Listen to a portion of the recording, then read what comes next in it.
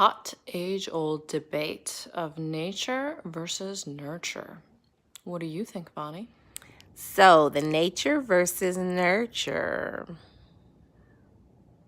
That's an interesting one. That is very interesting because that is a very close, near, and dear thing to my heart.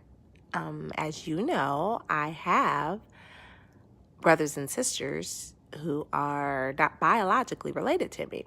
And so throughout our life, we have on occasion met different family members of theirs.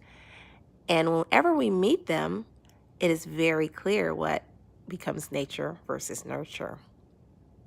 Because I physically have seen reactions that my brother has, for example, that when I'm watching one of his biological family members, I'm like, oh, that's where you get it from. It's totally biological. Totally. The older I get, the more I see my own kids, look at my life, other people's lives, examples that I see throughout, the more I read, the more I lean towards nurture.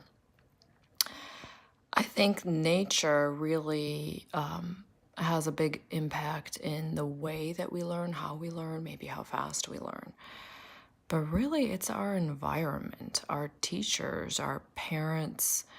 And as we get older, we choose our environment. So we can choose whether we want to change it. And it really goes back to our desires for our own life. And another thing is, you know this as well, our middle son, we didn't know he was out there. We had no idea. We weren't looking for him or anything. But he came into our lives when he was 17 years old. And he's biologically then related to my husband. We welcomed him obviously into our lives. We love him to death. It's like he's been a part of our life since he was born. And the weirdest thing, though, is the things that he does that are just like my husband, but yet he never saw him do them.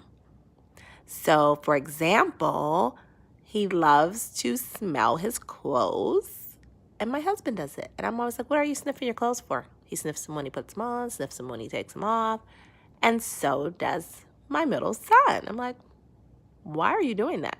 Did someone teach you to do that? Did you know to do that? I don't know. I also think about something that you said to me years ago, and that is we're born perfect and imperfection is learned. And there are so many examples throughout the whole world of people having very challenging environments, and then they just choose to change their environment themselves, or they have such a strong desire for something that they find that environment that they need to succeed.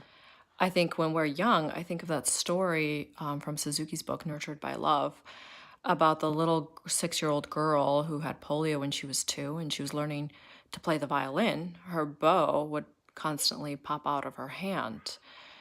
She didn't have full use of the right side of her body. Suzuki's response was, keep teaching her until both the teacher and the parent quit.